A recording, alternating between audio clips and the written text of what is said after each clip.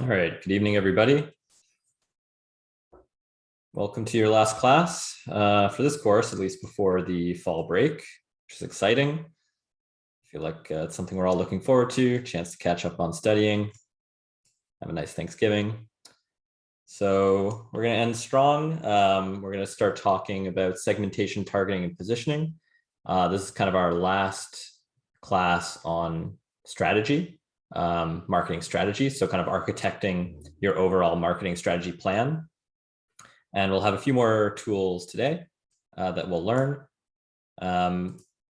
But before we get into it, so the next class is going to be kind of a take-home midterm. I say take-home midterm, but it's basically just during the time slot that this class would normally be. So it'll be the Wednesday after fall break, starting at 5:10 p.m. It'll be available on Quarkus. It'll be due at 7:01. So you can hand it in at 7 p.m. The structure of it, it'll be mostly multiple choice and then a little bit of short answer. So I'll post some practice problems for you guys to do that you can take a look at over the fall break to give you an idea of what kind of questions you'll be facing. It's going to be lecture material only. So if there's things in the textbook that are not in the lectures, you don't need to know them. And like I said, they'll be administered through Quarkus, right? There will also be a lecture on October 20th, but it's going to be just a recorded lecture. It'll be a little shorter than normal. So it'll be kind of like an asynchronous thing that you guys can look at on your own. And there will be a short survey for that lecture as well. All right, so Puya asks, can we see all the questions at once or is it one at a time? You'll be able to see them all at once. So the format, it'll be just download a PDF with all of the questions on it. And there'll be kind of a pre-formatted document that you can submit your multiple choice responses into. And then you can submit your short answers as like in like a Word document or something like that. Yeah, it's a submitted document, not a Quarkus quiz. Yeah, I found the Quarkus quizzes are a bit unreliable at times. Yeah, Alexandra? If there's concepts that are that go into more in detail in the textbook, do we have to know the details of what's said in the textbook if it's a concept that we've learned in class, or is it just only like whatever's on the lecture slides and whatever you say? Yeah, just whatever's on the slides and whatever I say. Okay. Yeah. All right, cool. So no other questions. We'll have a little bit of time at the end of class. Also, I'm around during break. So yeah, if you have more questions that occur to you, just feel free to ask at any time during those time periods. All right, so let's get into it. Strategy, segmentation, targeting, and positioning. So let me show you guys a few descriptions of some products. Here's the first description. Undertones, white floral jasmine with a hint of woody amber. Okay, so that's a description of one product. Next, we have from nesting to crawling and beyond, you're covered at every stage. Okay, so let me start asking you guys. So the first product, what do you think that one is? What are we describing here? What type of product? Yeah, and feel free to type this one in chat. Perfume. Yeah, something where the smell is kind of the main feature. And what about the second one? From nesting to crawling and beyond, you're covered at every stage with little hearts. Bug spray, baby wipes, baby something for babies. Okay. What about this one? Tough for less. Gym, activewear. Yeah, Bounty, so like paper towels, perhaps. Stay colorful.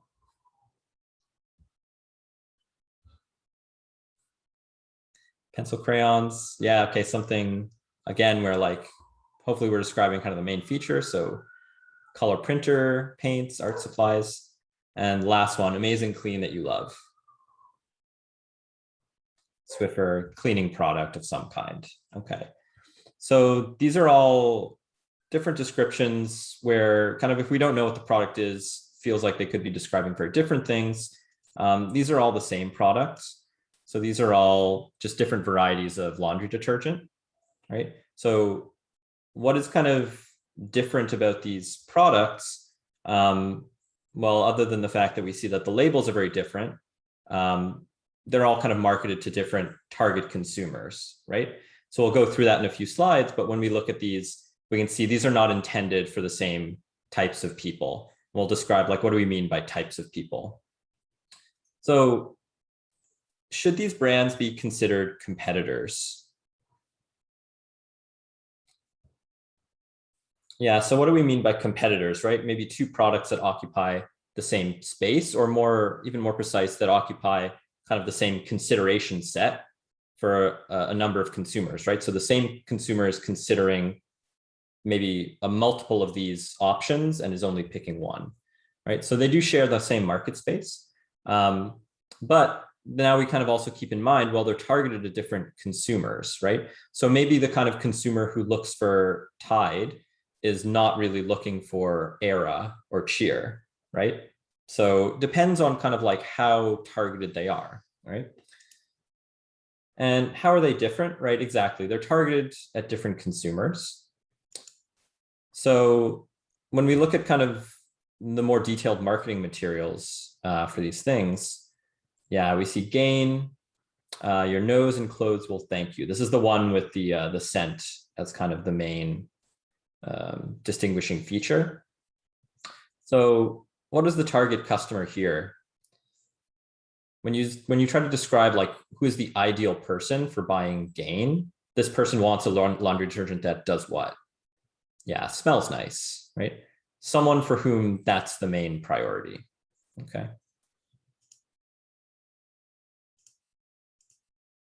And what about this one? This is for someone who wants a laundry detergent that does what? For someone who wants to have babies or who has babies. Yeah, safe for babies, good for sensitive skin, right? So basically, yeah, gentle for babies, should be trusted by parents. So this is a little outdated. Tough for less. Who's this for?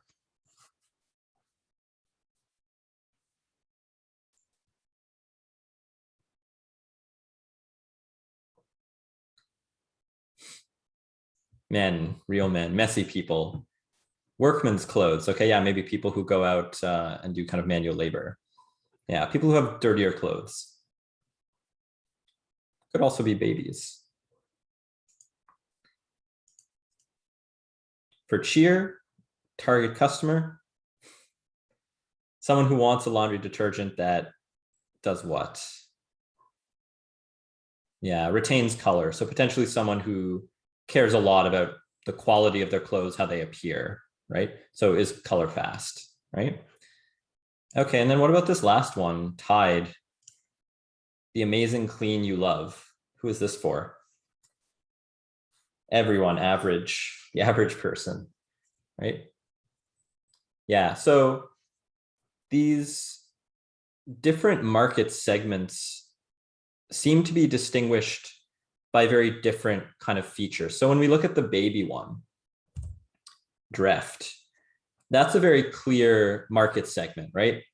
People with children are the intended customers for Dreft, right? What about though Tide, right? Tide is a lot less clear. It's just kind of for someone who is what, sort of brand loyal, who wants to, you know, not think too hard about it. It's kind of just an automatic purchase for them. And then some of them also are not based on kind of observable things, right? Tide is not observable, except if you can see someone's buying history. Something like Cheer, right? If someone's like sort of more fashion forward, well, that seems like a very different kind of category than someone who has kids, right? We can probably find data on who has kids, right? Like what are the household sizes in different postal codes in Canada, and then use that to maybe target where we're trying to sell Dreft. Fashion forward people, like people who want their clothes to stay colorful, that's super unclear, but it is we can recognize it as kind of a legitimate segment, right? So we kind of see how they're different. Does anyone know how are these things all the same, apart from them all being laundry detergent?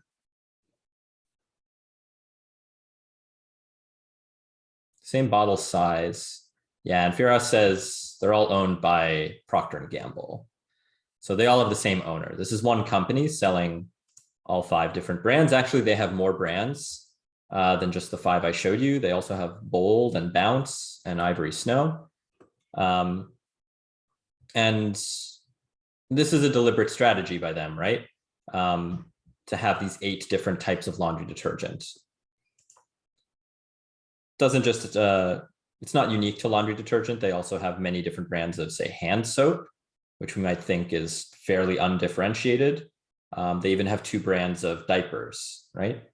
So yeah, they sell many, many other products too, other than just kind of consumer goods.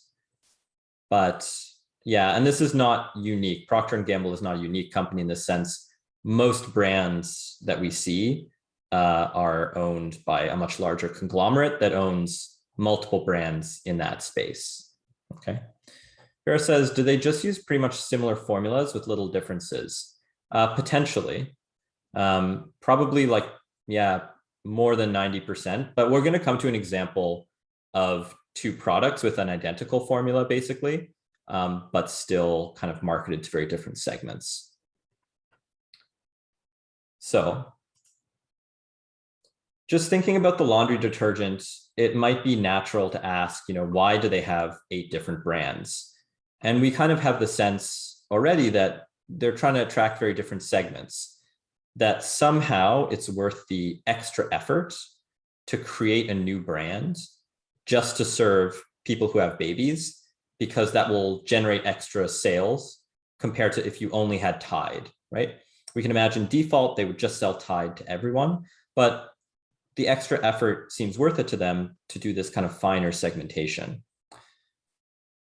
Kind of another question, maybe a deeper question, is why stop at 8, right?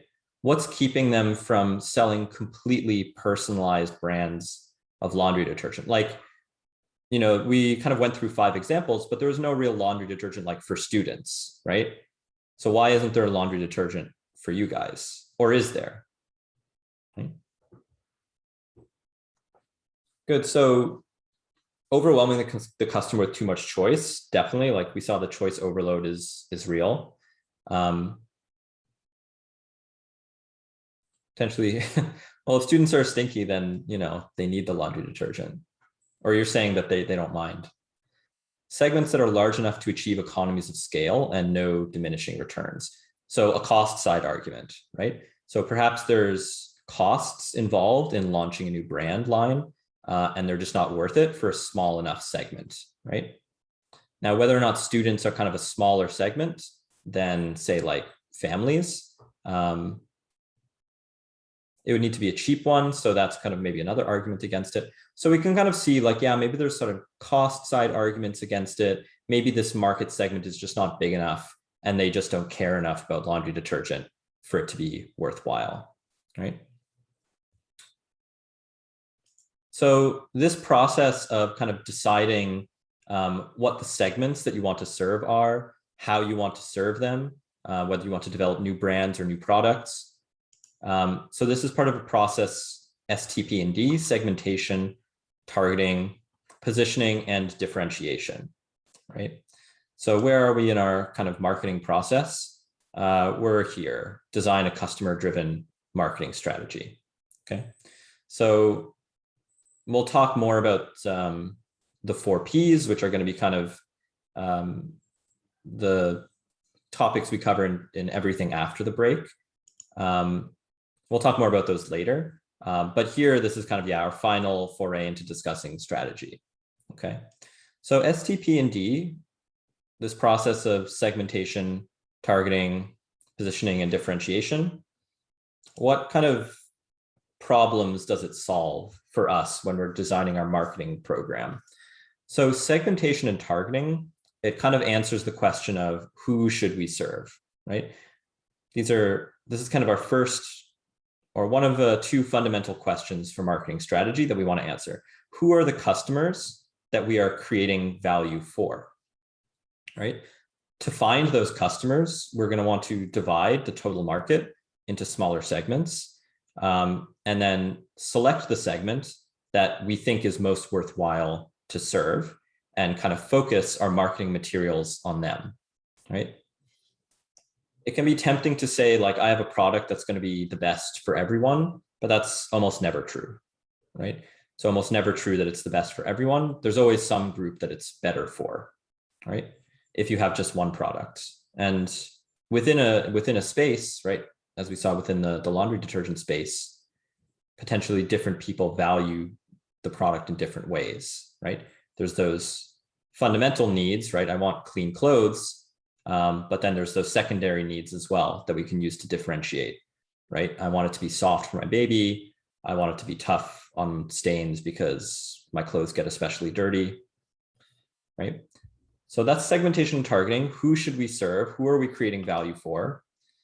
And then positioning and differentiation is how are we going to create value for them, okay? Differentiation and positioning, you need to understand them fundamentally as being in relation to your competitors, right? So you decide with segmentation and targeting kind of who's out there and who should you serve.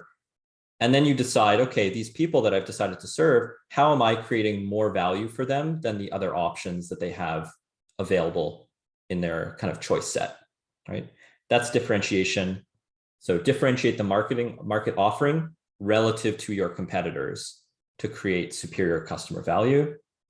And then positioning, position the market offering in the minds of target customers relative to your competitors, right? So we'll spend the rest of the lecture today kind of looking at each of these steps, STP and D, in more detail. So segmentation, this is dividing the consumer market into these distinct groups of buyers who have different wants or needs, different traits, different behaviors, and who may require, therefore, separate products or marketing programs. So why do we segment? Why do we divide up the space of potential consumers, right? Maybe people want different products, right? Maybe people are willing to pay different prices for the same product, different willingnesses to pay. Maybe people shop in different places. And maybe people will respond very differently to different promotions, right? So by dividing those groups up, we can kind of have meaningful differences in how we market to the different groups, whether it be changing the price, changing the advertising, et cetera. So you can see, segmentation, targeting, positioning, and differentiation, this process is setting us up to succeed when we're choosing our 4 Ps. So segmentation, again, like to emphasize, this is about the consumer side. This is about basically segmenting the potential buyers of microwaves. You're not segmenting your competitors. You're not dividing up kind of, okay, who else is in this space and kind of what are they doing? That's for later. That's for positioning and differentiation. Segmentation is just purely looking at the demand side, okay? So a distinct group of consumers who respond in a similar way to a given set of marketing mix elements is going to be called a market segment, okay? So let's take a look at some different segmentation strategies. If Tide offers, so Jan asks, if Tide offers different types of their product, is that still considered segmentation, like Tide Lemon or Tide Lavender? Yes, definitely. Yeah, if they have kind of different customer groups in mind, and we'll come back to that at the second half of the lecture. So here we have a bunch of different fast food brands with their logos as they appear to most of us when we're kind of out looking for something to eat. Here's how they look in the United States. Basically the same, but for some reason they've all decided to add the little maple leaf on their logos here, right? You notice this kind of everywhere. If you travel to the States and then you come back here, you see these little maple leaves everywhere on your big brands. And what's going on here? This is geographic segmentation. So we're dividing the market into different geographical units. Here, countries, but it could be broader. It could be regions, like the European Union, North America. It could be provinces, counties, cities, or neighborhoods. Okay, this was a very subtle example, right? There is no substantive difference really between what's being delivered to the Canadian segment and the US segment, right? There are some special menu items. I think Canada, we get like poutine. But in general, the menus are identical. So that's fairly subtle, but it doesn't always have to be that subtle, right? At another extreme, a company might offer completely different products for different geographic segments. So you can think about like local news, right? You can think about newspapers. Every city has its own kind of little newspaper. They're receiving kind of different products, perhaps reflecting that some news is purely local and people don't really care about what's going on in Oakville if you live in Scarborough, right?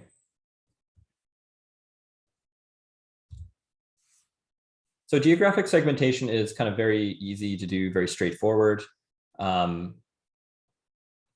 Very clear differences in segments makes it worthwhile to do. Let's look at some more kind of interesting types of segmentation. So behavioral segmentation is dividing buyers into groups, into segments based on consumer knowledge, attitudes, uses, or responses to a product, okay? So here's kind of like an even further breakdown of behavioral segmentation. So occasions when buyers get the idea to buy, actually buy or use a product. So this one is actually super important. It sounds kind of like, what does this even mean? But when you get the idea to buy a product, what do you typically do? You typically go to Google or you typically go to Amazon and you search for the product, right? If you're at home, right? So you have the idea to buy. And how do you get segmented at that point? Well, you get targeted with advertisements, right? So someone is deciding, okay, here's a person who seems ready to buy. They're going to get a different marketing program. They're going to get a different set of advertisements. It's going to be targeted based on the fact that now they seem interested. So occasions is an incredibly important aspect of segmentation that we see literally every time we go online. Benefits. So this is segmenting customers based on the benefits that they seek from the product, right? So lots of products do multiple things, right? A truck will help you sort of haul stuff. It'll also help you haul people, right? It might also help you feel kind of safe to be in kind of a big vehicle versus a small vehicle. So the benefits that a product confers, different people value in different ways. So benefit segmentation is another important type of behavioral segmentation. We have user status. Are you a first-time user? Are you an ex-user? Are you a potential user? Also very important now, right? Apps are always trying to lure in first-time users, right? They're also trying to retain users. And then if users have churned, so they've exited the app, they're always trying to get you back, right? So your user status is an important segment that companies use. Usage rate, are you light, medium, or heavy? And loyalty status, right? So do you have kind of a loyalty card? Could be the brand, could be at the store level, could be at the company level, okay? So, here's kind of like an example of benefit-based behavioral segmentation. We have this product Tums. So does anyone know what is Tums? Has anyone bought Tums before? Antacid, yeah.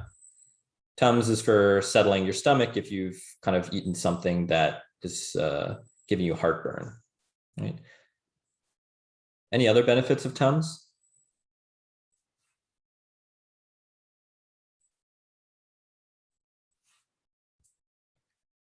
Not really. Yeah, not really. Nothing that we're being targeted with. but for some people, this is the kind of advertising they see. So Tums, given that it's just a chalky little tab, has a lot of calcium in it. And for those who are interested in supplementing their calcium, potentially Tums has this other benefit that's kind of good for them. Right?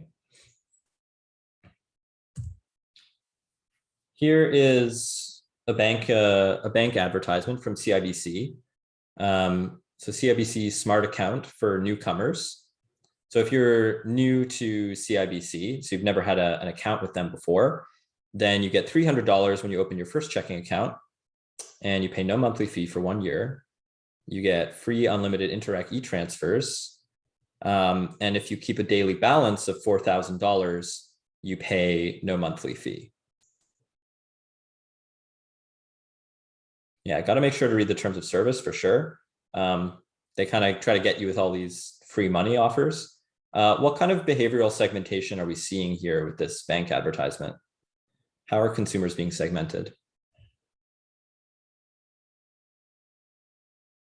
Yeah, so newness. So user status for sure, right? If you're new, you get the $300, right? So I'm seeing benefits as well. So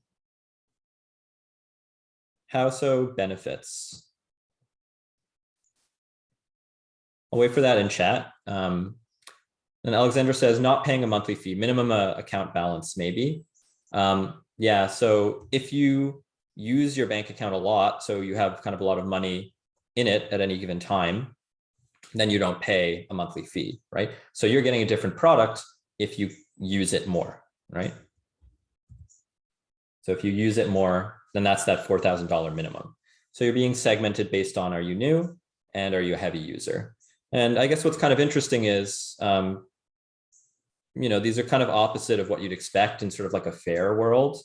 So if you're a loyal customer, it feels like they should be giving you cash, but that's not true. They give you cash if you're brand new. So they're kind of rewarding people who are, this is actually like a reward that you can get if you kind of jump from bank account to bank account. So it's not for loyal users. And then this usage rate, well, it's like if you're fairly well off, then you don't need to pay a monthly fee, right? And if you have less money that you can keep in the account, then you do have to pay a monthly fee. So the segmentation, this is something that every bank does. Like this is not just CIBC, but the user status and usage rate are kind of key segmentation strategies here for them. And then the occasions benefit that we saw is this idea of behavioral retargeting based on your status, right? You search for something, you've thought of buying it, now suddenly you're targeted with advertisements. So as a segment, you can think, I'm a firm, I'm dividing up the market into people who've just searched my product and people who haven't searched my product. And those who've just searched my product, I send them ads and I send them offers. And those who haven't, I don't engage with them because, I don't see that it's worth my time. All right, 3 more products. All made by Wrigley's, I think. Yeah. What do you guys think in terms of market segmentation here? So we have 3 different products for potentially 3 different types of user.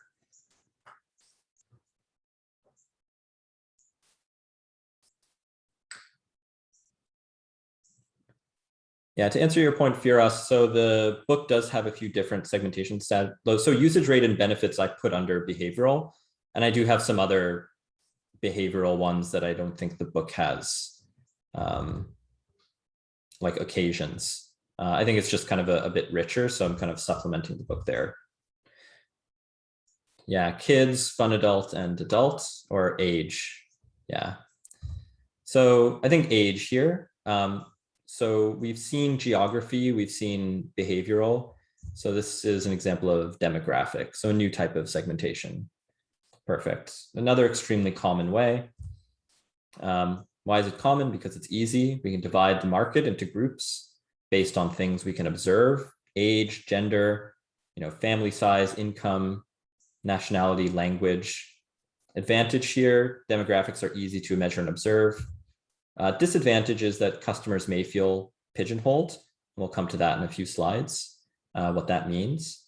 But we do see this quite frequently. So here's a YouTube channel, reasonably high number of subscribers. This would probably put it in, yeah, the top 1% of YouTube channels.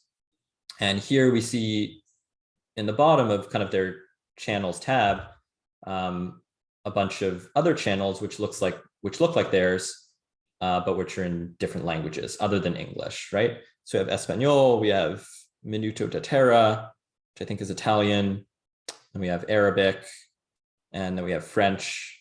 And we can see here that they've basically created different products for different language groups, right? Probably targeting them different regions of the world. Clearly, they've invested more effort into some of these than others. We have a lot of subscribers for the Spanish and a ton of subscribers for the Italian for some reason, and then very few for Arabic and for French, right? So language-based segmentation is fairly common.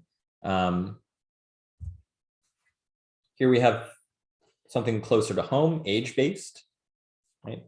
So we have, for different kind of age groups, adults, students, and seniors/children, we can see different prices, right? Yeah, same for adult and student. Unfortunate. Half price for seniors and children. Okay, so we see age-based segmentation here. What's different about this example? Same product, different price. So now we're seeing a different price as opposed to kind of different products, which is kind of similar to the banking example, right? Why does Go charge different prices to these different age groups? Why does this segmentation strategy, why do they pursue it? Why not just one price for everyone?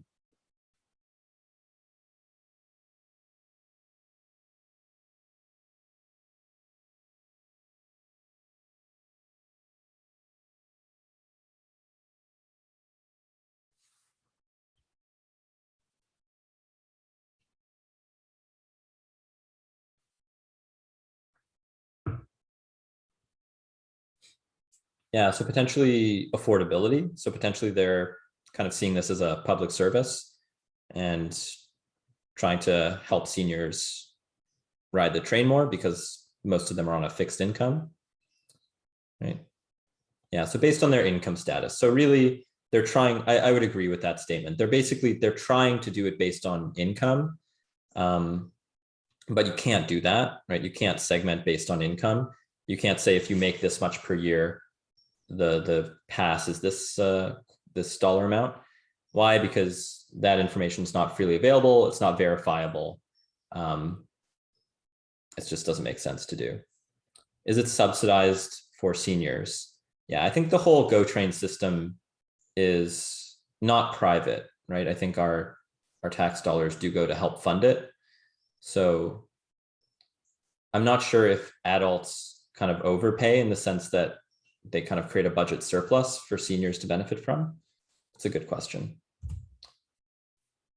And what else? So we have age-based demographic segmentation, and then we also have this save with Presto. More trips you take, the cheaper each trip becomes. What kind of segmentation is that?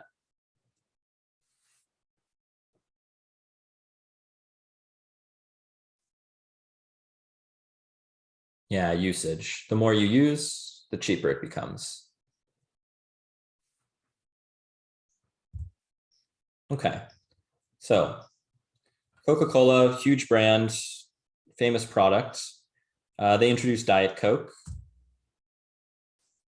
So a new product to appeal to potentially a different market segment that's searching for different benefits, right? So why did Coca-Cola introduce Diet Coke? And what are the different market segments that they're trying to target?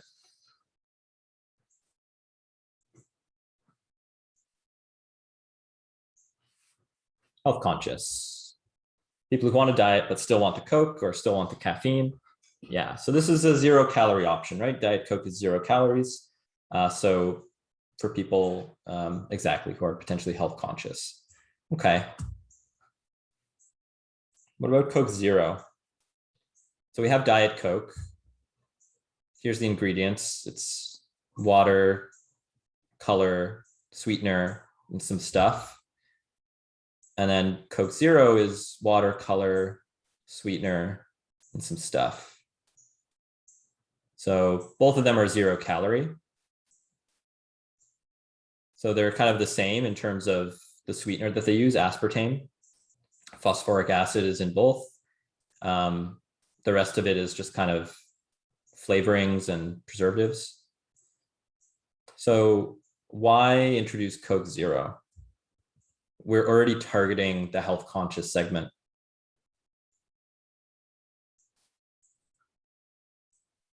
Aren't they just poaching their own sales?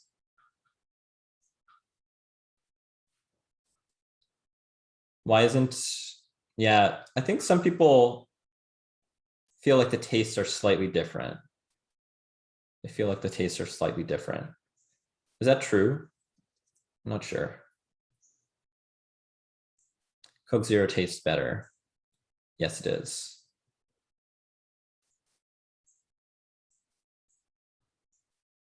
You can see in the ingredients, so aspartame, phosphoric acid, and then phosphoric acid, aspartame, apparently that switch, right? So at 0, maybe they're emphasizing more on the fact that there's 0 calories. So I like these theories. I think one thing that others have argued is that it's gender-based, that basically for men who are health conscious, the association of Diet Coke as being kind of a drink for women, which is not necessarily something that Coke actively promoted, but which sort of grew, made them kind of reluctant to consume it, right? So for years, Coke tried and failed to entice men to consume Diet Coke. And then the company introduced 0 calorie Coke Zero, black can, much more sort of stereotypically masculine advertising campaign. Men had steered clear of Diet Coke, they flocked to Coke Zero. So why did they change the ingredients slightly and the taste? Well, is it that men and women really have different preferences over sweetener? You probably can't get away with not changing the recipe. You have to change it a little bit. You also want to give people some reason to feel like, oh, I'm not being sort of pigeonholed. I'm not being like kind of pandered to, like, oh, this is a product for men. It's like, no, you know, this one tastes slightly different, right? When you don't be careful with this kind of segmentation, you end up with something like this,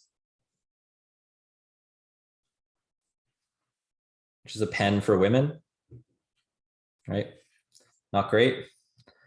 Similar to sort of Lego Friends, where it's just like, this is a toy for women, and they kind of change the branding and make it seem like there is some kind of difference between these products, right? So Coke Zero worked. Bic for her failed. You can't buy these anymore. You know, if they'd named Coke Zero Diet Coke for him, probably would have failed too. So, you know, no one likes being condescended to, right? Okay, so that's some demographic segmentation. And now let's take a look at some other products. So yeah, how are those pens shaped? Smaller? Potentially, I'm not sure. I'm not sure. I see they say 0.7 millimeters, which is kind of a standard pen size. So here's a set of products. It's a bunch of online kind of content websites, right? Onion, yeah, they're kind of a parody news source. Then you have a bunch of other ones. These are all owned by G/O Media, which used to be Gizmodo Media. Now it's owned by some kind of private equity firm. Clearly, some kind of segmentation is going on here. What kind of segmentation do you think this is?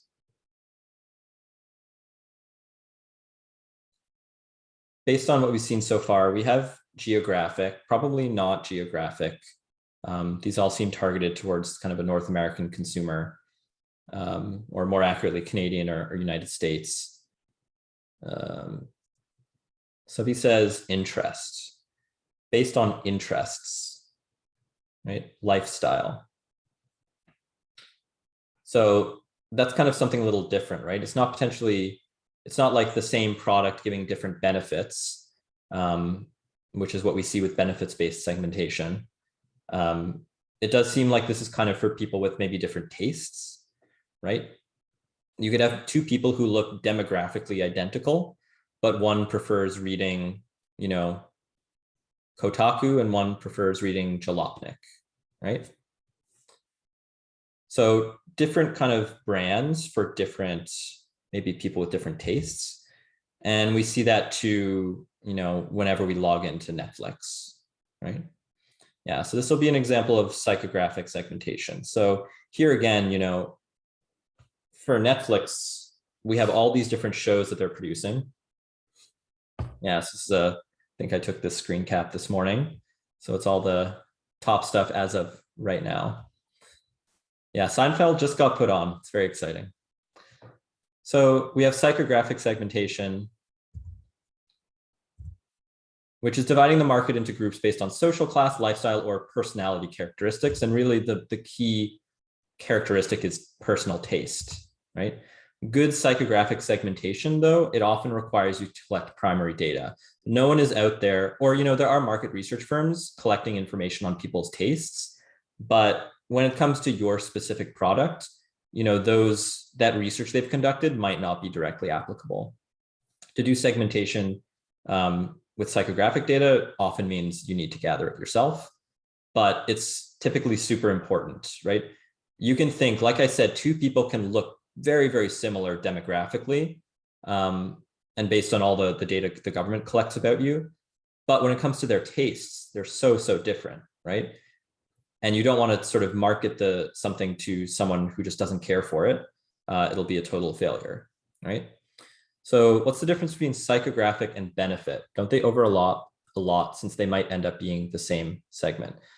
So the way that I think about it is that benefit is kind of thinking about the same product, but you're emphasizing different aspects of it. So like with the Tums, right? So we have just one thing and you're not changing anything about it, but you're emphasizing different benefits to different groups of people. With psychographic, you have people with different tastes and potentially kind of giving them different products. That's how I kind of think about it.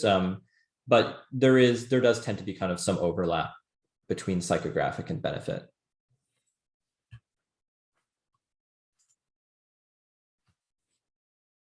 All right, so let's go to the survey results.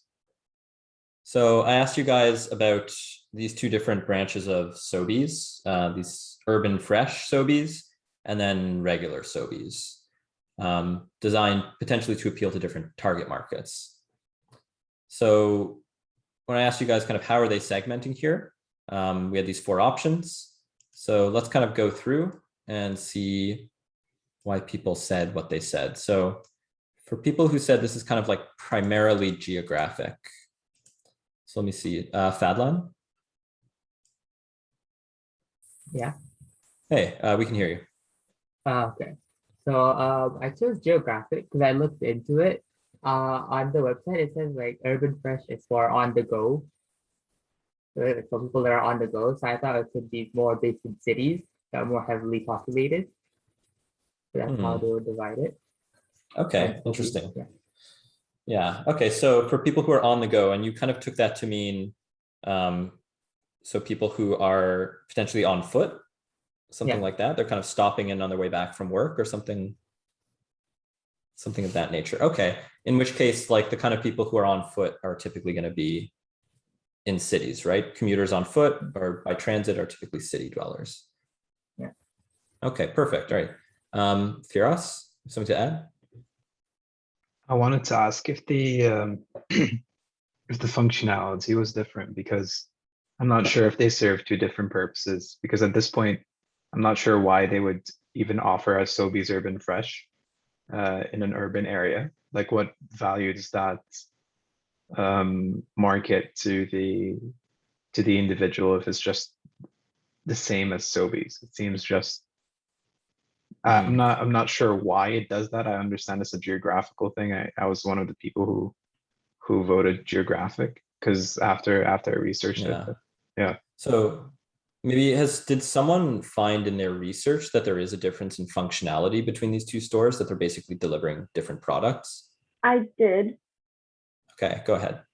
Yeah, so from what I could tell, Sobeys Urban Fresh has a lot more kind of prepared foods available. There are bars where you can more easily get complete meals rather than just grocery shops. So they do have the grocery option as well. So similar to what the previous student was saying about how it's on the go, that way you can get a meal rather than the groceries to prepare a meal from Sobeys Urban Fresh. Perfect. So slightly different products then, like a larger, prepared food counter, stuff that's ready to go. Does that answer your question, Firas? Yes, I did. Clearly, I didn't do as much research. No worries. I just That's why we're all wanted to doing it answer the together. question. Yeah. Awesome. Yeah, Sabi? Yeah, I wanted to add, I also read that Urban Fresh has more specialty food, so like different kinds of mushrooms, because these millennials they don't cook at home that much, but when they do cook, it's like a lot of food and it's fancy food. So they do cater to that, more expensive and food show tastes. So, and that would be kind of a demographic or more what? I did psychographic because it's like kind of also, urban wise, I guess, I don't know, smaller. They said it's like smaller pantries. So like they do, smaller foods, but also interests because, millennials, they watch cooking shows and, they see these fancy foods. So they also stock those. Okay. Yeah. So that like lifestyle difference in addition to like the smaller refrigerators, the less storage. Awesome. Yeah. So good. So psychographic, that feels like a fairly strong use case, right? If they have the kind of foods that you want to buy to prepare things that you're kind of experimenting with. If you're kind of more experimental cook, or if you're just kind of grabbing stuff because you're super busy with work. So let's kind of ask another person or someone who did demographics. So is Jonathan here?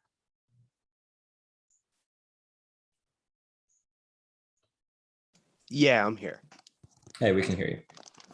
Yeah, I decided demographic because things such as age and family size and income affect it. So I felt as if if you're a little around your 20s, maybe you're living in a city, so you'd be more likely to be on the go and go into somewhere like that, especially if you're working. You also have a little bit more income as well, where you'd be able to go into somewhere like that.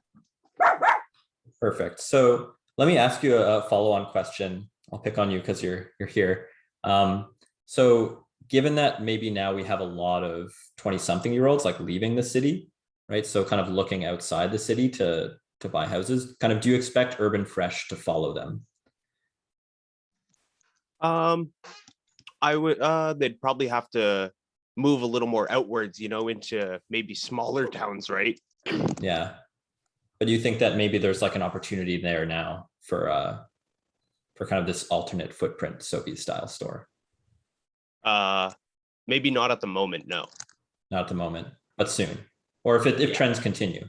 Yeah. If the online working and online commuting continues, yeah, absolutely. Yeah, I think that makes a lot of sense from that demographic standpoint. Yeah, typically like you do want to get, if it kind of does stock those special ingredients, you kind of still want to be able to find those wherever you're living. Yeah, Mohammed. So I had a question also, but to answer your last question, from my research, they arrange their products differently, and as people have answered that they're more on-the-go foods and more fast-paced oriented. So I don't really see a reason for them to move towards more rural areas, more less urban areas, because grocery is grocery, and what will be the difference between it and Sobeys then, right? And my question was that I didn't quite understand the difference between psychographic and behavioral. If you could please explain that again. Yeah, so this is kind of similar. I think Firas asked a question, the difference between benefits and psychographic. So the way that I understand it, or the way that I conceptualize it, is that with benefits, you're typically doing benefits segmentation when you have one product and you're kind of targeting at different people, the different benefits that that product has, right? So one product, has many features. Potentially different people value those different features uniquely. And so you can kind of segment across those different groups with that one product. Whereas with psychographic, I think it's often motivated by like, we want to have different tailored products for different people based on their tastes, right? So there's no way to take like one of the popular shows in Netflix. And if someone doesn't really like that type of show, to kind of like force someone else to watch it. So that's kind of how I think about it. Psychographic, multiple products for multiple segments, benefits-based, one product for multiple segments. Okay, so it looks like we're out of time for this discussion. So Tarek, I'll kind of maybe ask you next class what your response is. So when I kind of looked into Sobeys and Urban Fresh, I kind of found this article. And this article is super nice because it gives a bunch of different reasons, a bunch of different segmentation motivations for what Sobeys is doing, right? So we have the idea of Urban Fresh appealing to busy professionals in a small square footage, right? That's demographic, that's, your job and the kind of place that you live. But they're living on a grand scale. So that's a lifestyle statement. So, for people who are sort of like very aspirational, very upwardly mobile in their lifestyle, this is the store for them. We also have this statement that they shop daily. So usage, right? Are they making frequent trips, or are they making, infrequent larger trips? And then finally, we have, dotted around high traffic areas. So even within a city, you do have Sobeys and you do have Urban Fresh, and the Urban Fresh are near these high foot traffic areas, which I think is what Fadlan brought up. Perfect. So one thing that's really useful for marketing proposals is to have this description of like an idealized customer. Like, if no one else, who will want this product? Who is this the perfect product for? And kind of this article gives us a sense of who that is. It's a busy, high income professional, not a lot of space, no car, no time to cook, but they have sophisticated tastes, right? So who is your ideal customer is a question you're going to want to be able to answer, right? Who is this ideally suited for? Potentially in your proposal, although it doesn't have to be for you to do fine on the proposal, but certainly by the kind of complete marketing plan, I want you to be able to say who is your ideal customer.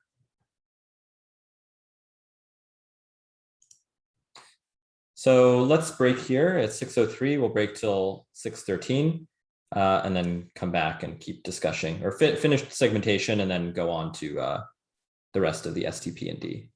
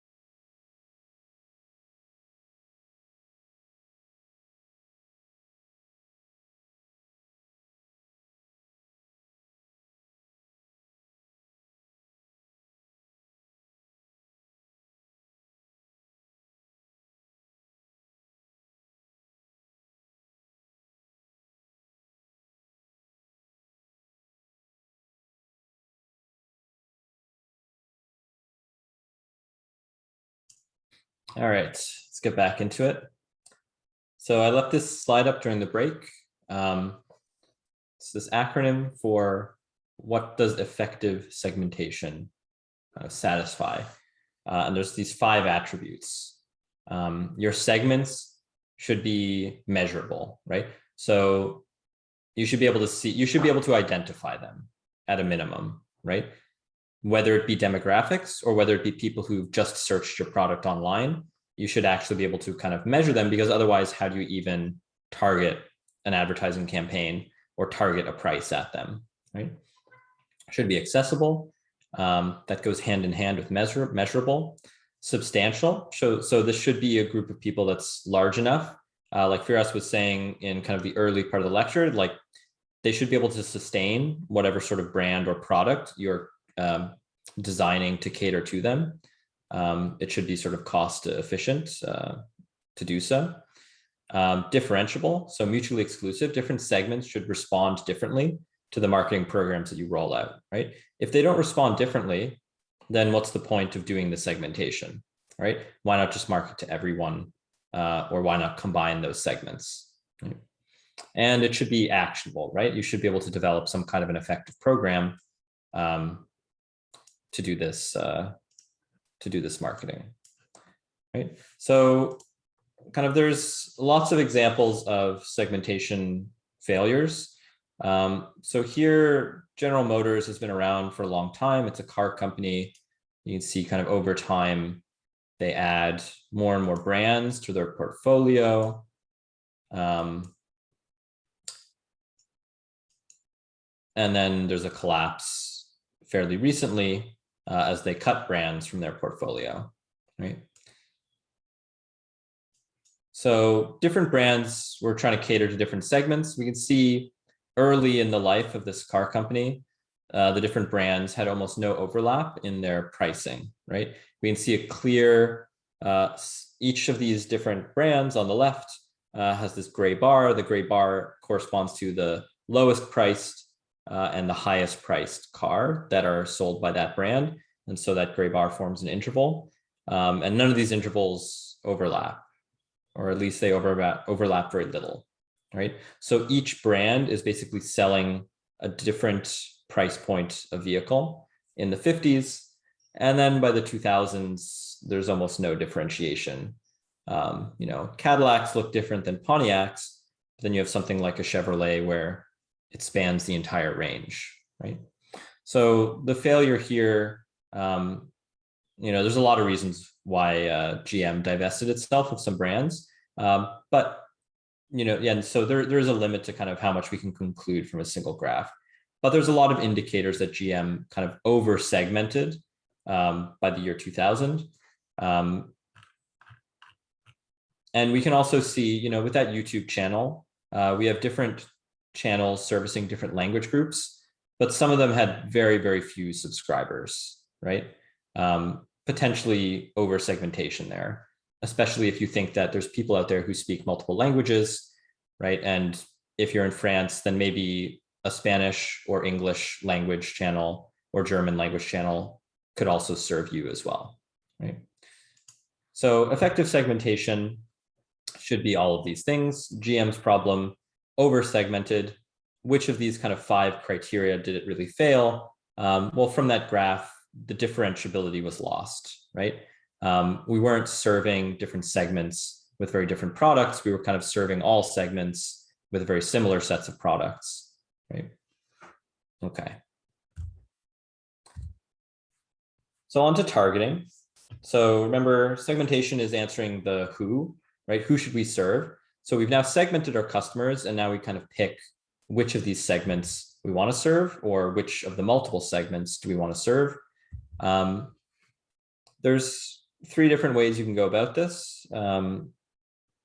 Mass marketing, so just a market coverage strategy that targets the entire market with one offer, right?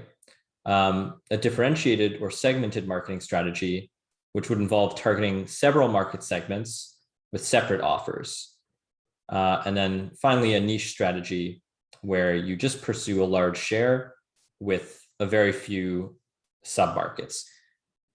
Now the submarkets can be large. It can be a large segment, but you're potentially only pursuing customers in that segment.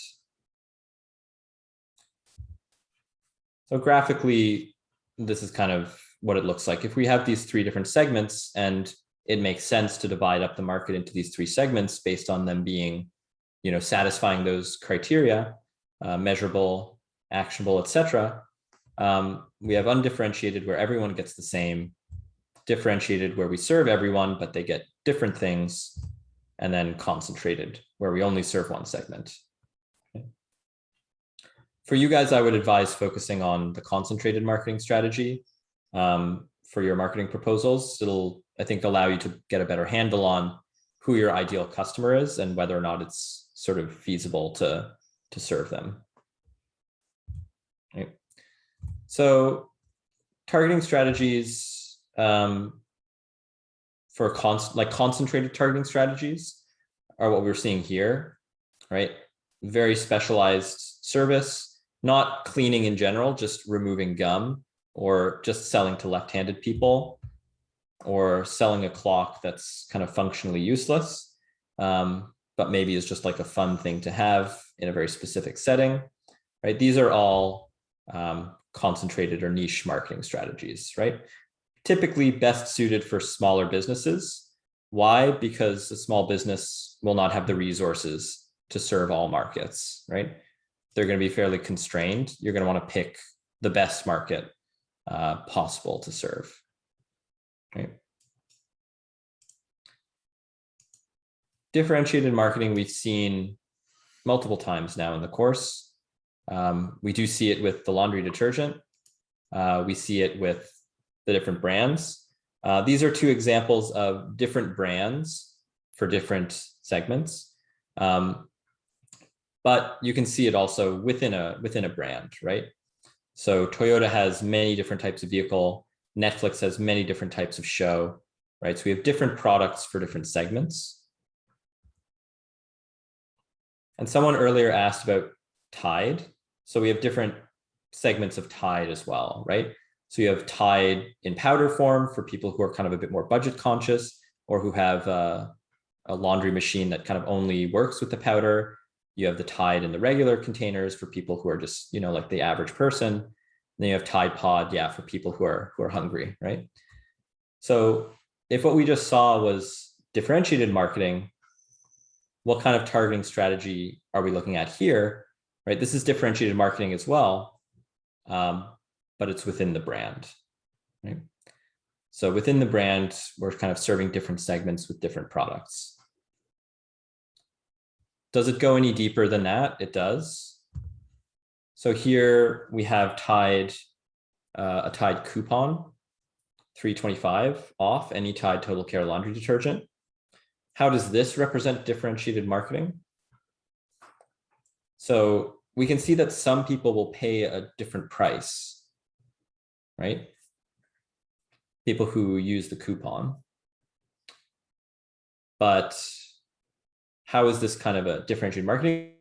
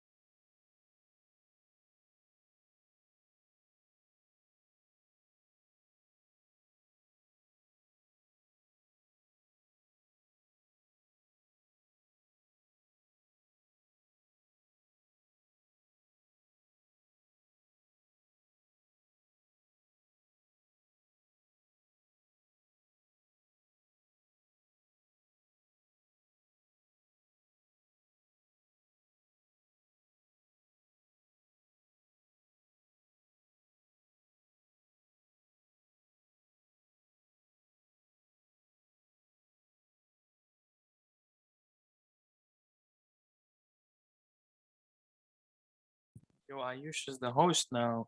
Professor Ayush. Anyone want to teach the rest of the class? I only want Ayush to teach me. He's the host.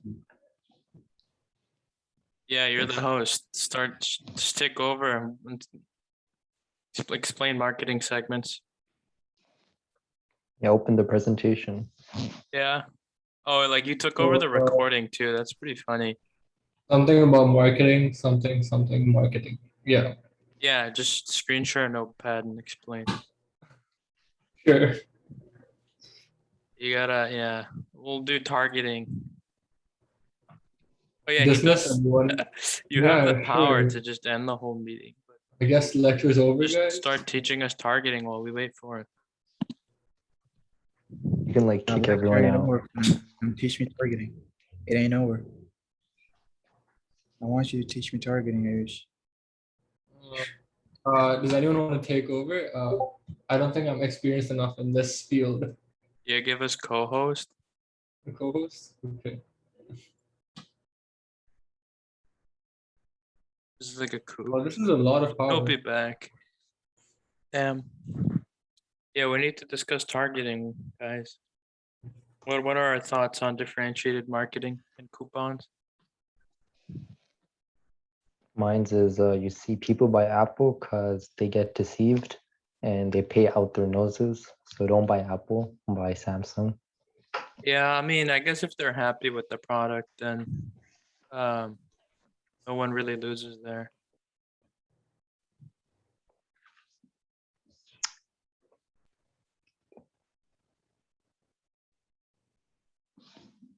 So how's everybody's marketing proposal going? Non-existent yet. Yeah. Yeah, you gotta get started soon. You can do it quick with your group. Like my group in Yeah. like an hour or two on Saturday, we banged it out Yeah, pretty fast. type it up in a day. Welcome back. Hey. Sorry about that power outage.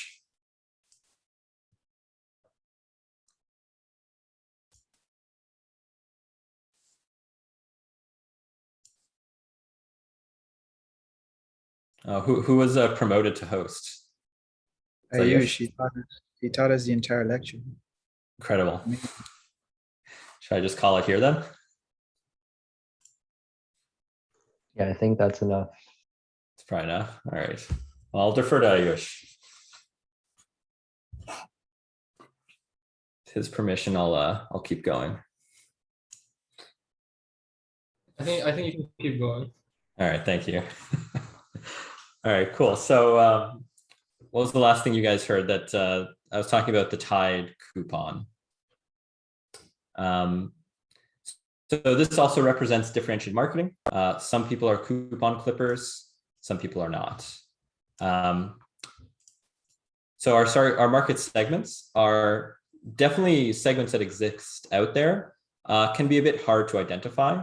But if we do put the coupons out, clippers will find them, and those who do not clip will tend to miss them. Okay, so differentiated marketing, we have it, across within a company across brands, and then within a brand across products, and then within a product, even more finely, we can have like different prices for even the same product. We also have kind of more recently individual marketing. So basically differentiation to the extreme, where we tailor products and marketing programs to the needs and preferences of individual consumers, right? So kind of digital technologies have made this feasible, where people can get exactly the product that they want, customized to their specific needs, or that they can pay potentially exactly the price that they're willing to pay, facilitated by kind of pervasive internet tracking. Okay. So we have these different targeting strategies. Which one is it typically good to use? Really, a lot of it depends on company resources. Small companies can't really target. Large companies will find a way to target, like we saw with GM, even when the different targeting is kind of not really differentiable at all. But it also depends on your products, right? If you have a homogeneous product that's used basically in one way, you're not going to be engaging in much targeting. If there's not a lot of difference in kind of the benefits or the different uses that people get from the product, or if there's not much difference over time in demand for the product, right? There's no kind of seasonality, there's no sort of special occasions. Your competitors' marketing strategies too also really matter. And Fiora says, can't small companies target niche markets to start off? Yeah, I think that that's exactly right, kind of focusing on the concentrated strategy, right? So when I say unable to target, basically what I mean is you can't do the kind of segmentation and differentiated strategy. You can target, but just in the niche way. Yeah, it's a good clarification. Thank you. So competitors' marketing strategies should also affect how you target, right? For a lot of small companies, it makes sense to target a larger company or a market leader's consumers, right? To imitate, like we saw 2 classes ago, or last class. So segmentation and targeting, that's who do we serve? Positioning and differentiation, how do we create value for them? So we want to arrange for a market offering to occupy kind of a very clear, distinctive place relative to our competitors. And it's got to occupy that space in consumers' minds, right? So a product's position is kind of the way the product is defined by consumers on important attributes, right? It's relative to competing products. And that positioning strategy really goes hand in hand with the value proposition, right? How does your product create value for the customers in your chosen segment differently or better than other companies also operating and targeting that segment, right? So differentiating your market offering to kind of create customer value is something that sort of happens in the consumer's kind of mental map of where the different products are. So for positioning analysis, hopefully we'll have identified our target customer and figured out what their needs are, both primary and whatever secondary needs we're trying to target. We need to identify our main competitors. So who else is operating in this space? And we need to think about how is our brand or product similar to competitors? So what do we do basically the same as they do? That's going to be our point of parity. And then also, how is our brand or product different from competitors, right? So what's the point of difference, right? How do we create value above and beyond what these other products in this space do? So points of parity versus points of difference is kind of one of the first steps you can take in a positioning and differentiation analysis. Points of parity will mean kind of shared brand associations, like all the different brands in this space do X. But points of difference are, this brand does this particular thing better, right? So all smartphones allow you to kind of go online and download and install apps. Apple clearly has unique brand associations in terms of quality and user friendliness. Android has brand associations in terms of customizability, right? Points of parity should communicate relevance. So they should tell the customer why they should be interested in your product in this space, right? Like if you're making a deodorant, it should at least deodorize, right? It should do what anything else in this space is advertised to do. And then points of difference will communicate how it does it differently or better, right? Points of parity, you can think of them as things you need to do to neutralize the competition, to be able to say the competition does not kind of satisfy your primary need any better than we do, right? So you should consider our product. And the points of difference are what you kind of focus on to stand out. To sort of summarize, points of parity from the consumer's perspective should be reasons that say there's no reason why you shouldn't buy, right? This will do everything that you would expect a product in this category to do. Points of difference are, why should you pick this particular product, right? Relative to the competitors that you could be picking from.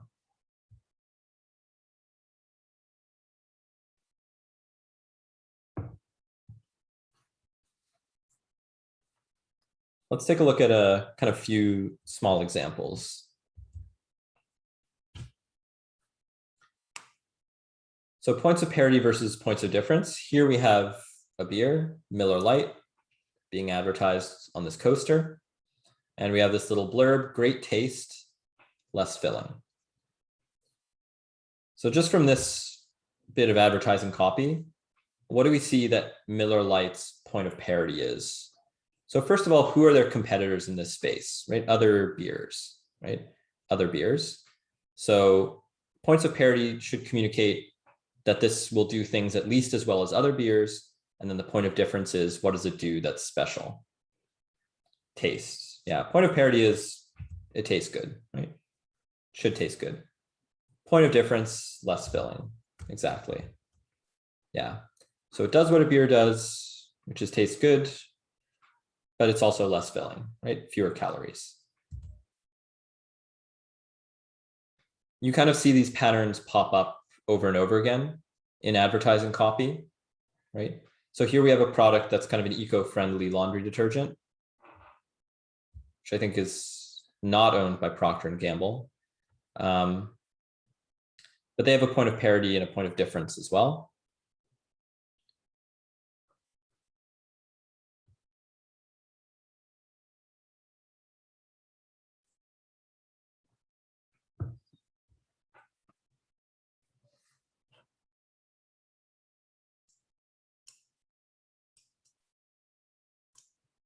Yeah, and here we have, yeah, cleaning power, right? Cleans well, but it's also potentially eco-friendly, right? Perfect. So, this is important, especially when you have a new product like this. An eco-friendly product, common perception, they don't work as well. So you do want to kind of reaffirm that it'll do things just as well as your competitors do. All right, lastly, we have this hand soap method, and their advertising copy says you don't have to be antibacterial to be pro-clean. And then we have some more stuff. Soap's job is to clean, not kill. Methods non-toxic, triclosan-free hand wash.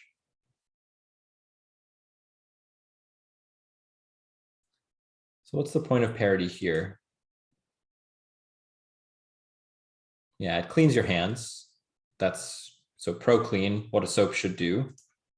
Point of difference, non-toxic, right? Not antibacterial, exactly. So points of difference, how should you choose them? A bunch of different good benchmarks to keep in mind. At the very least, it should be important and distinctive, right? It delivers the benefit that you're saying that it does, right? If it's eco-conscious, don't say that it's not. It should be eco-conscious, and it should be distinctive, right? To differentiate yourself from competitors, right? Those would be kind of the two most important things here. All right, so that's a nice, simple thing we can do. Points of parity, points of difference analysis that you kind of should do, that you should keep in mind when you're kind of writing your marketing project. We can get a little more detailed with a perceptual positioning map. So perceptual positioning map is going to depict brands or products on two of their most important attributes. So here's an example of one for cars. On the y-axis, we have one attribute of cars. I think in particular, these are SUVs or luxury SUVs, no less. So we have price on the y-axis, something people care about, an important attribute. And then on the x-axis, we have this kind of more qualitative attribute, but they've sort of ranked the vehicles by whether they're more sort of performance oriented or whether they're more luxury oriented, right? And if we kind of look at these, we can see, okay, yeah, on the far left, we have maybe the, Lincoln Navigator and the Infinity. And then on the far right, apparently the Hummer is classified as being high performance, right? So evidently here we're potentially looking at like off-road performance, not speed, right? So the perceptual positioning map is a nice way of summarizing a positioning analysis if you kind of have two dimensions that you want to focus on. And this is meant to reflect the position of each brand or product relative to other brands or product based on consumers' perceptions. How should you do a perceptual positioning map? Well, attributes should be informative and they should be things consumers care about. That's the how of it. What about the why of it? Why would we do a perceptual positioning map? I mean, with the differentiation analysis, differentiation will kind of guide your 4Ps, right? So if your point of difference is that it's like a better value proposition, that you're going to kind of create something that, you know, does what everything else does, but it's going to do it more cost effectively, which is a totally fine thing to do. You know, that should govern how you do your advertising, should govern how you set your prices, of course, right? So we do our differentiation analysis in order to kind of see, you know, where our product would stand in the minds of consumers relative to other products.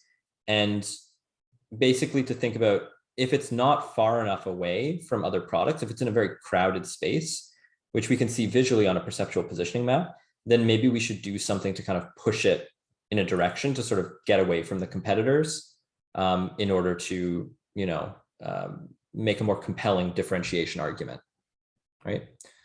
So, you know, for instance, if we look at something like the Escalade here on this map, right, it doesn't seem to offer much in terms of differentiation on luxury or performance.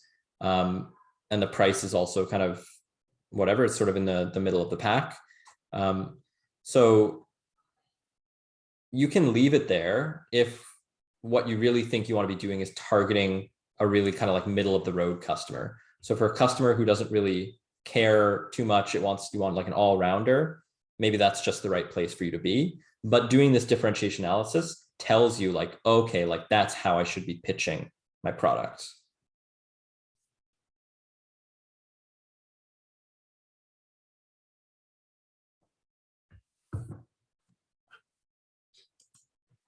So let's take a look at some perceptual positioning map examples, sort of how to do them. I'm going to show you 4 maps. Most of them are going to be flawed. So here we have clothing brands. I think J. Crew is maybe no longer, I think they maybe just went bankrupt. But they're kind of, when we sort of rank them high price to low price, J. Crew would be at the top and H&M would be at the bottom, right? So we have already on the y-axis pricing. And now let's kind of pick another attribute to differentiate them from each other. So here's one attribute, new brand versus old brand. So brand that was started recently, like Forever 21, would go on the far right. A brand that's a bit older, so started way in the past, would go on the left. Here's a way, so we've created a perceptual positioning map, right? Is this a useful perceptual positioning map? When we look at this attribute, newer versus older, yeah. So no, and what's the problem with this attribute? Doesn't really tell us anything. Yeah, new versus old isn't helpful, right? We want this to be something that is meaningful for customers, right? Meaningful for consumers, right? What are our criteria? Attributes should be informative and should be things consumers care about. So this clearly fails the second one. Yeah, I don't think consumers would really care how old the brand is. Okay, so quality is suggested. So here's quality. If you guys disagree with this ranking, feel free to write that in the comments. But this is kind of my perception of what's going on in this space. J. Crew, highest price, also highest quality. H&M, lowest quality and lowest price. More helpful. It's more helpful. But what do we kind of notice about the pattern here?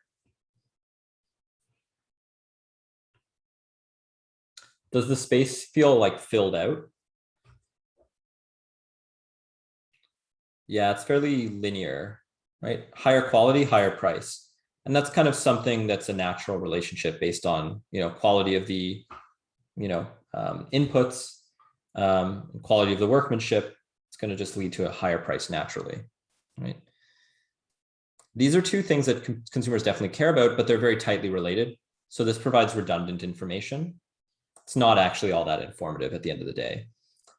It's also the case that, if we could make something at a super low price and a super high quality, it's kind of like, of course, we would like that.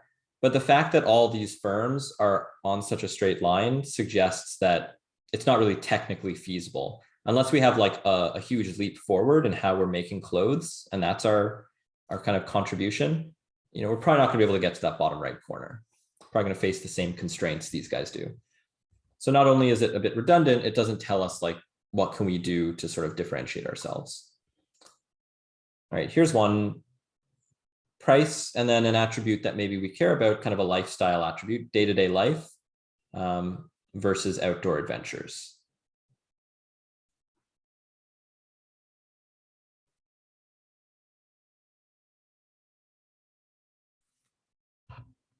So two attributes that people care about for sure. What's the failure here though?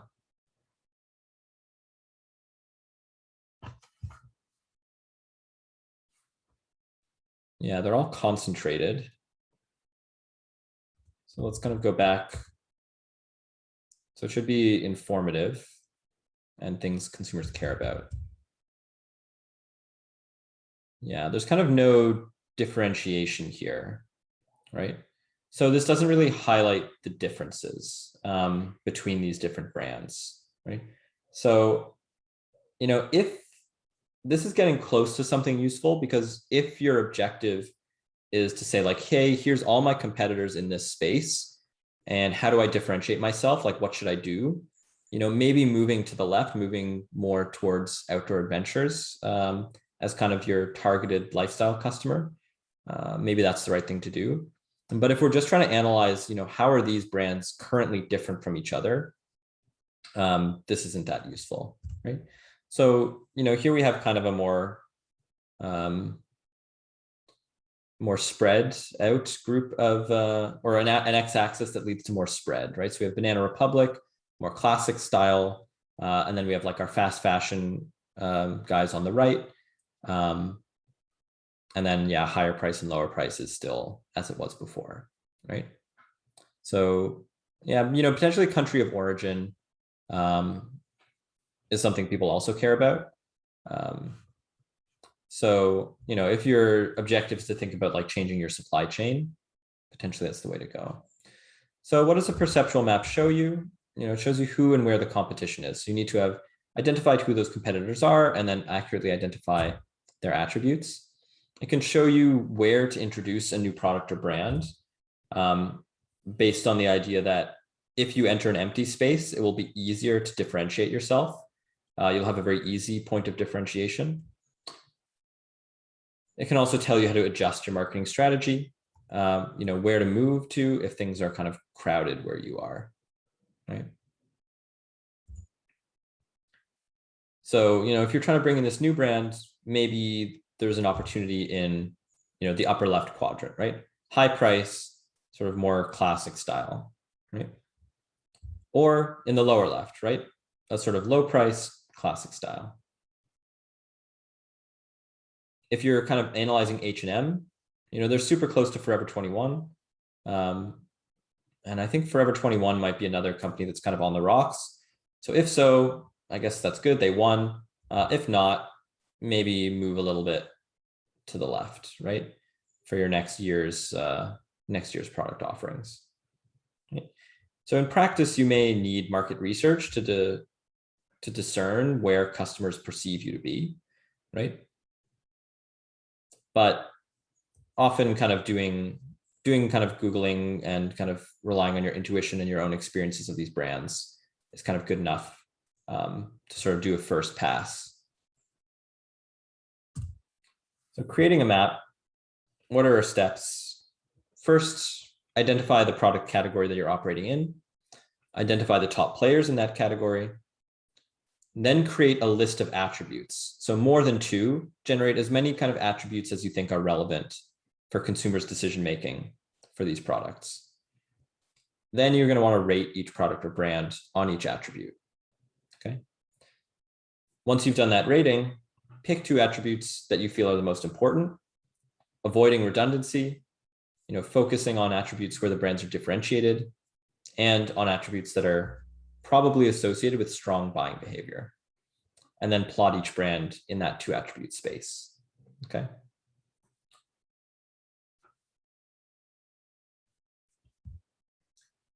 So here's an example, right? There's kind of a lot of new entry in the snack space, I guess you could call it, from year to year. Something that was new at UTM since I started is the chocolate bars with caffeine in them.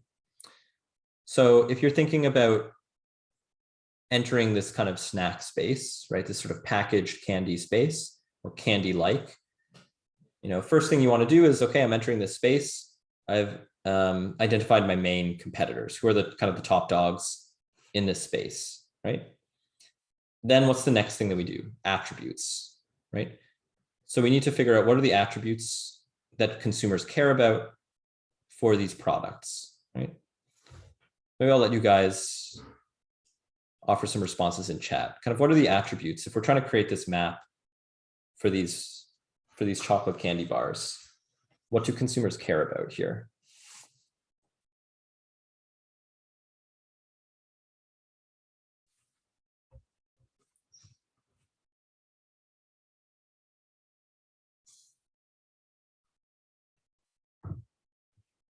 Okay, sweetness, right? So these are chocolates, so it can be bitter or it can be milk chocolate, right? So it could be sweetness. Yeah, dark milk or white chocolate. Mohammed says crunch factor, crunch level. Yeah, so is it crunchy, which I guess like a Kit Kat would be, or is it chewy, right? So crunch versus chew. Yeah, is there a wafer or not? Yeah, so kind of again, kind of like that chewy versus crunchy. Yeah, are there other things? Is it just chocolate or is there other stuff in there like caramel? What else? Like what's the difference between M&Ms and Snickers? Yeah, so there's nuts in Snickers. I think there's maybe peanuts in some M&Ms. M&M has many pieces. Snickers is just one. So M&Ms you can share. Snickers, maybe not, right? Yeah, I'm not sure. Smarties definitely don't have nuts. M&Ms may have nuts.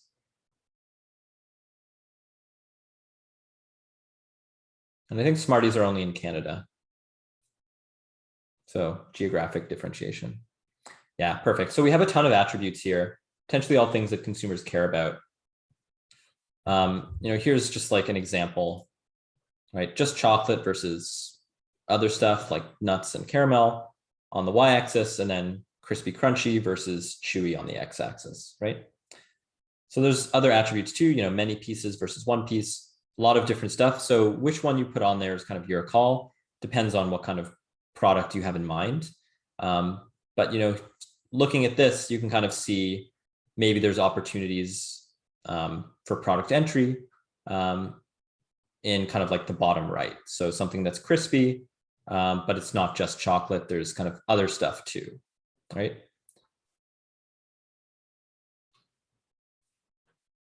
Or potentially top left.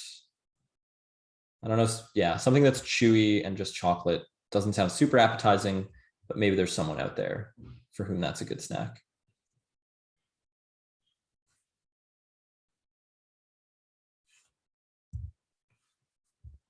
So the very last thing that we'll cover today is positioning statements. So it's a way of summarizing your positioning analysis. Positioning statement takes a very set form. It's kind of got 5 different things that you need to decide on. So you basically are targeting it towards your target segment. So you've done your segmentation and you've picked which one to target. You identify kind of what their need is, like we saw early on with the detergents, right? Who is your ideal customer? Kind of like what is their need, their reason to buy.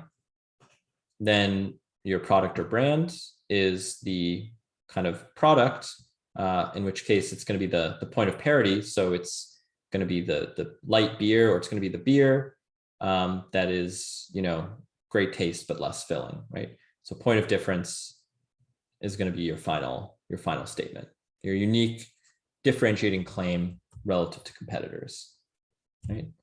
So here is note-taking software, Evernote. And for Evernote, their product positioning statements. So this is like a document management. You can take notes in class. You can integrate references. So for them, it's busy multitaskers, who is their kind of ideal customer. They need help remembering things. They need help collating things. Evernote is a digital content management application that kind of makes it easy to capture and remember moments and ideas from your everyday life, right? So I would say that their point of difference here is not super good. In the sense it's quite long. It's hard to see how does Evernote do this better than the competitors. You know, there's a lot of digital content management applications. Even just thinking about something like Dropbox or the OneDrive account that you all get access to with your email.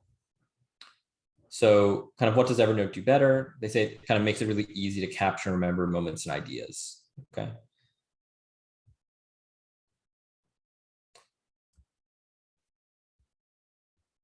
So it would be good practice for you guys to take a look at a particular brand here, Subway, and first create a perceptual and positioning map for them, and then write a positioning statement, right?